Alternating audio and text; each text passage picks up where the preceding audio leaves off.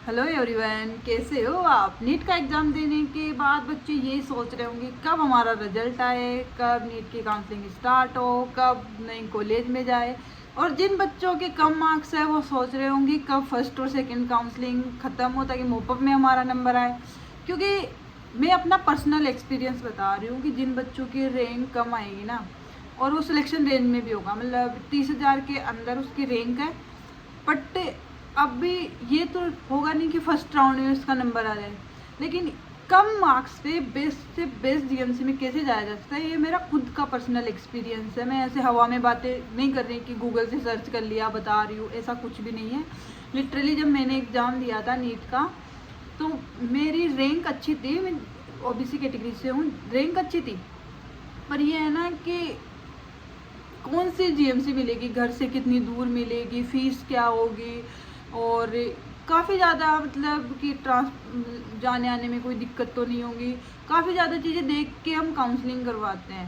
तो और उस टाइम तो बच्चा ये सोचता है कि मुझे तो कहीं भी मिल जाए, कितनी भी दूर मिल जाए, मैं तो चला जाऊंगा, मुझे तो एमबीबीएस करनी है। वो 2-3 महीने का जोश होता है। जब कॉलेज जाके अब वापस आओगे घर, फिर वापस जाओगे कॉलेज में, तो वो आने जाने में जो दिक्कत होगी ना, तब उसको समझ में आएगा कि यार उस टाइम पे शायद काउंसलिंग हम सही से कर लेते तो आज ये दिक्कत नहीं आती हमको।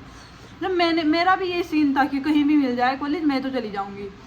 बट यही था कि मेरे दोस्तों का पहले सिलेक्शन हुआ था, उन्होंने मतलब काउंसलिंग सही थी उनकी, बट उतनी सही नहीं की थी क्योंकि उनको कोई बताने वाला नहीं था कि काउंसलिंग कैसे करें।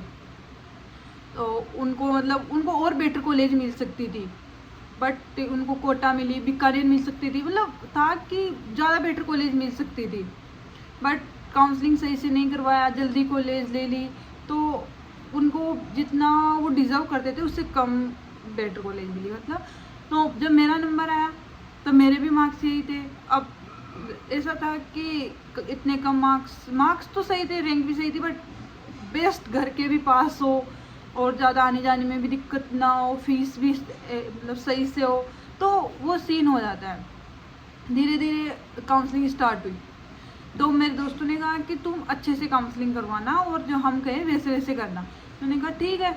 और हमारे घर में ऐसा था नहीं कि पहले से कोई ओनली मेडिकल फील्ड में हो, उनको पूरा पता हो, ऐसा कोई सीन नहीं था। करना था वो मुझे ही करना था। काउंसलिंग स्टार्ट हुई तो फर्स्ट राउंड में कॉलेज मिली नहीं, क्योंकि फर्स्ट राउंड की कट ऑफ गई थी ऐसे कि जो जिनकी 14-15 हज़ार के अंदर रैंक थी ना, उनको फर्स्ट राउंड में कॉलेज मिली थी। क्योंकि फर्स्ट राउंड में होता है कि ज़्यादातर बच्चे आसपास के कॉलेज फील करते हैं, और सब भी फर्स्ट राउंड में तो पार्टिसिपेट करेंगे ही ना। तो पर वो होता है ना कि कई बच्चे ले लेते हैं, फिर सेकंड राउंड की होती है, फिर थर्ड राउंड मॉपअप राउंड की होती है, फिर स्टे वैकेंसी राउंड, फिर फिफ्थ स्टे वैकेंसी राउंड। तो इतने काफ़ी ज़्यादा राउंड होने के बाद जाके काउंसलिंग सही रहती है। तो फर्स्ट राउंड में कॉलेज अलॉट हुई नहीं, लेकिन सब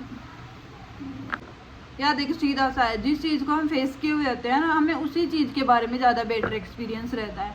तो काउंसलिंग का ये सीन रहता है कि पहले तो अपने डॉक्यूमेंट्स कंप्लीट करवा लेना पहले ही, क्योंकि अब पता तो है नंबर तो कितने आ रहे हैं, तुम लोगों को भी पता है कि हमारे कितने आ रहे हैं और कट ऑफ क्या जाने वाली है। कट ऑफ के वीडियो मैंने काफ़ी ज़्यादा डाल चुकी हूँ मैं, तो आप देख लेना मेरे चैनल पे आके। तो वो सीन हो जाता है। अब काउंसलिंग फर्स्ट राउंड होगी, सेकंड राउंड होगा, मोपअप होगा, स्टे वैकेंसी, तो बहुत कम मार्क्स में कई बच्चों को ऐसे होता है कि 40,000 50,000 रैंक रहती है ना, उनका भी सिलेक्शन हो जाता है, क्योंकि काफ़ी बच्चों को जानकारी नहीं होती इस चीज़ की कि एक्चुअल में काउंसलिंग में करना क्या होता है। जितना ज़्यादा नंबर ज़्यादा लाने का वो होता है ना कि ज़्यादा नंबर आएंगे बेटर कॉलेज मिलेगी, उतना ही उससे कई गुना ज़्यादा काउंसलिंग का रोल होता है। मेरे से ज़्यादा मार्क्स थे बच्चों के, बट वो मेरे से लो मेडिकल कॉलेज में है, मतलब रैंकिंग में। तो पिछली बार में से यूट्यूब पे तो नहीं थी, मेरे काफ़ी दोस्तों का नंबर आया था, उन्होंने मेरे काउंसलिंग से रिलेटेड काफ़ी चीज़ें पूछी थी। उन्होंने खुद मेरे को कहा था कि यार तू यूट्यूब पे जाके बता, काफ़ी ज़्यादा बच्चों की हेल्प होगी। क्योंकि कई लोग होते हैं ऐसे गूगल पे सर्च कर ले, ये ले लो, वो ले लो, कॉलेज ये बेस्ट है, ऐसा कुछ नहीं होता यार। हर चीज़ देखनी पड़ती है, क्योंकि पढ़ना वहाँ पे 5.5 साल हमको है ना कि उन लोगों को। और ये काउंसलिंग करवाते हैं जो लोग, ज़बरदस्ती के पैसे ले लेते हैं। और फर्स्ट राउंड में कॉलेज मिली, चलो ठीक है तुम ले लो, क्योंकि उनको तो पैसे लेने थे, उन्होंने तो ले ली, बात खत्म।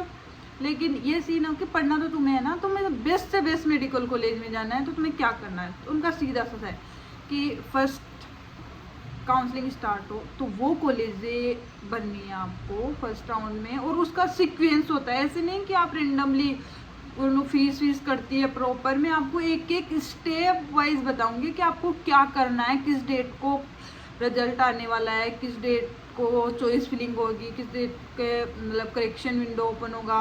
हर चीज़ की अपडेट मैं अपने चैनल पे देते रहूँगी, आप बने रहिए मेरे साथ। और तो मेरी बात मानो तो आप अभी से अपनी प्रायोरिटी सेट कर लो कि तुम्हें कौन सी, मतलब नंबर तो पता है। और काउंसलिंग में ये तो सीन होता नहीं है कि तुम्हें वही कॉलेज भरनी है जो जहाँ पे तुम्हारा नंबर आना ही है, ऐसा कुछ नहीं होता है। जितनी कॉलेज है उतनी पूरी भरनी होती है, मतलब जितना तुम चाहो उतनी भर सकते हो। ऐसा कोई बाउंड्रीज नहीं है कि इतनी कॉलेज फिक्स है कि भाई तुम 200 कॉलेज ही भर सकते हो, ऐसा कुछ नहीं है। जितनी कॉलेज हैं, जितनी प्राइवेट मेडिकल जितनी भी है उतनी सारी भरनी है आपको। तो पहले से अपनी प्रायोरिटी सेट कर लो, प्रायोरिटी लिस्ट बनाओ अपनी कि हमारे घर के पास में कौन सी कॉलेज है। आप जिस स्टेट के हो, स्टेट काउंसलिंग में आप बैठने वाले हो तो स्टेट की बनाओ, और सेंटर में बैठने वाले हो तो सेंटर की। देखो काउंसलिंग पहले सेंटर की स्टार्ट होगी, उसके बाद स्टेट की स्टार्ट होगी। यदि आपने सेंटर काउंसलिंग के फर्स्ट राउंड में कॉलेज अलॉट हो गई तो आप स्टेट के फर्स्ट राउंड में पार्टिसिपेट नहीं कर पाओगे यदि रिजल्ट पहले आ गया तो। क्योंकि ऐसा होता है कि वो लॉकिंग वाला सिस्टम हो जाता है कि यदि आपको ये कॉलेज अलॉट हो गई तो फिर आप कहीं एडमिशन नहीं लेता, आप काउंसलिंग से ही बाहर हो जाते हो। क्योंकि आप जब अपना पोर्टल खोलोगे अपने रोल नंबर वगैरह डाल के, तो फिर वो आगे आपको चॉइस फिलिंग का ऑप्शन ही नहीं देगी, क्योंकि ऑलरेडी अब सब चीज़ ऑनलाइन हो गई। पहले से सीन होता था कि कोई भी बच्चा सेंटर से भी कॉलेज ले लेता था, फिर स्टेट से भी ले लेता था, फिर जो सेंटर की भी सीट खराब हो जाती थी और स्टेट में बच्चा आ जाता था। और ये भी था कि ये ज़्यादा सेकेंड राउंड में सीन रहता है कि सेकेंड राउंड के सेंटर से कॉलेज ले ली और फिर स्टेट में भी सेंटर से सेकेंड राउंड में कॉलेज ले लिया, ये सीन हो जाता। तो देखो सबसे पहले अपनी प्रायोरिटी सेट करो कि तुम्हारे कौन सी कॉलेज सबसे पास में है, कौन सी कॉलेज। जैसे कि मैं जयपुर से हूँ तो मेरे को सबसे पहले मैं एसएमएस को प्रायोरिटी दूंगी कि एसएमएस मेडिकल कॉलेज, तो वहाँ मैं प्रायोरिटी दूंगी कि ये मेरे सबसे पास में है। फिर मैं दूंगी कि अजमेर मेरे और पास में है, और मेरे स्टेट भी है तो 85% कोटा वो और मेरे साथ रहेगा।